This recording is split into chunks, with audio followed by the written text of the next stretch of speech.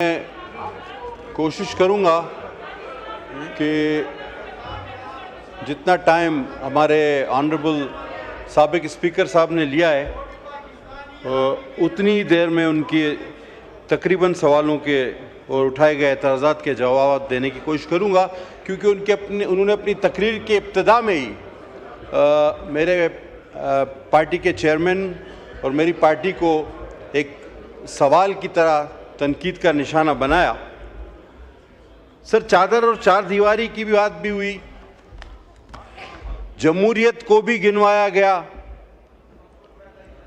अगवा की बात भी की गई, फिर लालच की बात भी की गई और फिर ये तासुर दिया गया कि ये जो कुछ हुआ ये ना नजर आने वाली कुव्वतों ने किया, आपने कुछ नहीं किया। सर, इन तमाम बातों के जवाब देने से पहले इस ऐवान में मौजूद मुख्तलिफ जमातें, जमीयत उलमा इस्लाम, सुन्नी इत्तेहाद, सो कॉल्ड सुन्नी इत्तेहाद कौंसिल और जो पीटीआई भी है, मुस्लिम लीग नून, पीपल्स पार्टी और भी जो पार्टियां हैं, एएनपी, बीएनपी। सर, सियासत में हमेशा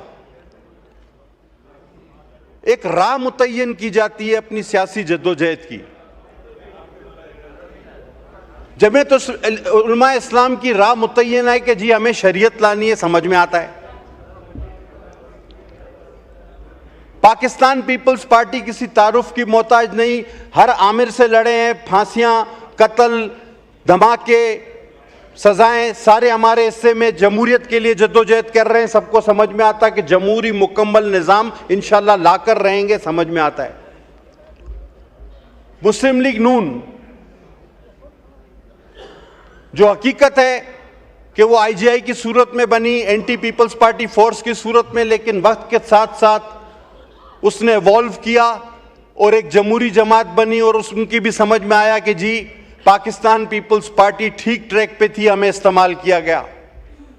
इवन मुत्तहिदा कौमी मूवमेंट की इख्तिलाफ से मुझे बहुत इख्तिलाफ उनकी सियासत से हो सकता है, लेकिन उनका मकसद समझ में आता है कि जी उनको अपने हुकूक चाहिए।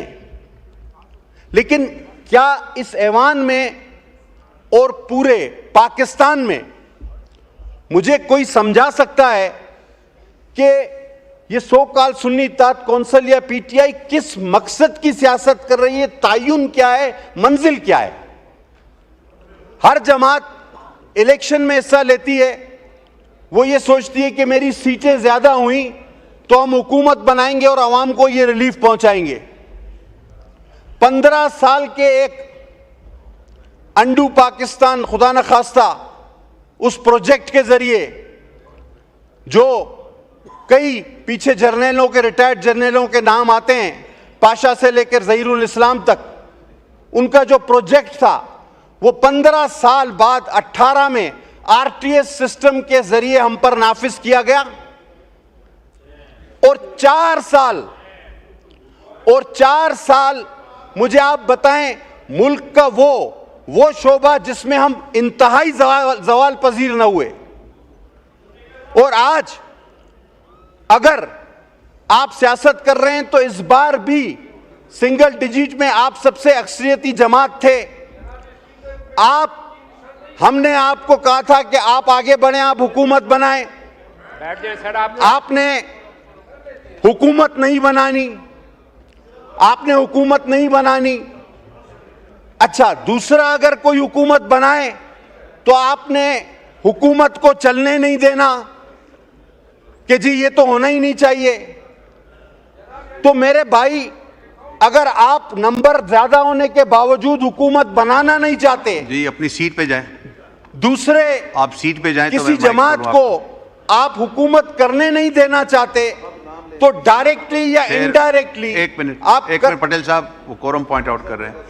शेर अफजल साहब का माइक खोलें।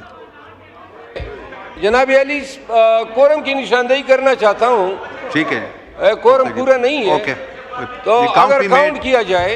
ठीक है, तशरीफ रखें।